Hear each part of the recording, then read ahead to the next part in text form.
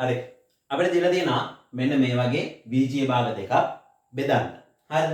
ඒ කියන්නේ මෙන්න මේ භාගයෙන් මෙන්න මේ බීජීය භාගය බෙදන්න කියලා දීලා තියෙනවා. මේ වගේ වෙලාවකට අපි මොකද්ද කරන්නේ? බීජීය භාගයක් වෙන්න පුළුවන් මොනෑම හෝ භාගයක් වෙන්න පුළුවන්.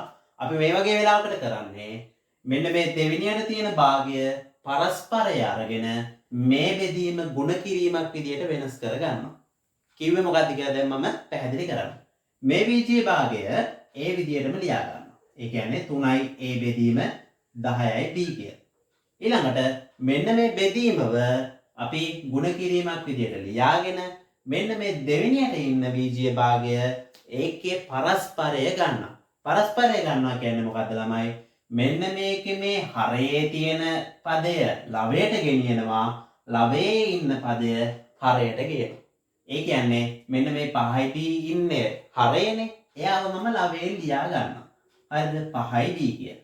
ඊළඟට මෙන්න මේ ලවයේ ඉන්න 9 කියන පදය එයාව ගෙනල්ලා හරයේ ලියා ගන්නවා. හරි. ඔන්න ඔය විදිහට ಗುಣ කිරීමක් විදිහට ලියාගත්ත පරස්පරය අරගෙන. ඊළඟට මොකද්ද කරන්නේ? ඊළඟට අපි කරන්නේ මේකේ සුළු කරන්න පුළුවන් ටික අපි සුළු කරනවා. ඒ කියන්නේ බෙදන්න පුළුවන් ඒවා බෙදනවා, කපලා අයින් කරලා දාන්න පුළුවන් ඒවා අයින් කරනවා. ඒ විදිහට කරනවා. දැන් බලන්න. මෙන්න මේ b-ට මේ b කැපිලා යනවා. හරිද? ඊළඟට මේ 10ට පහේව කීයක් තියනවද? පහේව මේකට දෙකක් තියෙනවා. හරිද? ඔන්න මම ඒක කපලා විසදලා ගත්තා. ඊළඟට තව බලන්න මොන හරි එහෙම සුළු වෙන ඒවා තියෙනවද කියලා. ඔව්. මෙන්න මේ 9යි මෙන්න මේ 3යි. මේ 3ට 9ට තියෙනවා 3 ඒවා 3ක්. හරි. ඔන්න එහෙනම් මෙතනින් එහාට සුළු වෙන්නේ නැහැ කියලා දැන් අපිට පේනවා. එහෙන් බැලුවම මෙතන ඉතුරු වුණා a කියන එක, මෙතන එකක් ඉතුරු වුණා, මෙතන දෙකක් ඉතුරු වුණා, මෙතන 3ක් ඉතුරු වුණා. ඔන්න එහෙනම් මේ විදිහට දැන් ඉතුරු වෙලා තියෙනවා. දැන් අපි මොකද්ද කරන්නේ? නිකන් අපි භාග සුළු කරන විදිහට මේකත් සුළු කරනවා. ඒ කියන්නේ හරය වෙනම ගුණ කරනවා, ලවය වෙනම ගුණ කරනවා. උඩ ඉන්නේ කවුද? a ඉන්නවා ගුණ කිරීම 1.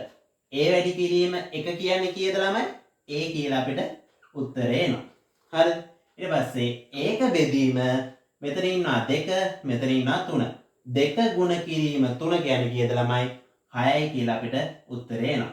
එහෙනම් මෙන්න මේ බීජීය භාගය ගුණ කිරීමක් කරලා පරස්පරය අරගෙන සුළු කරාට පස්සේ අපිට මෙන්න මේ a බෙදීම 6 කියන උත්තරේ හම්බ වෙනවා.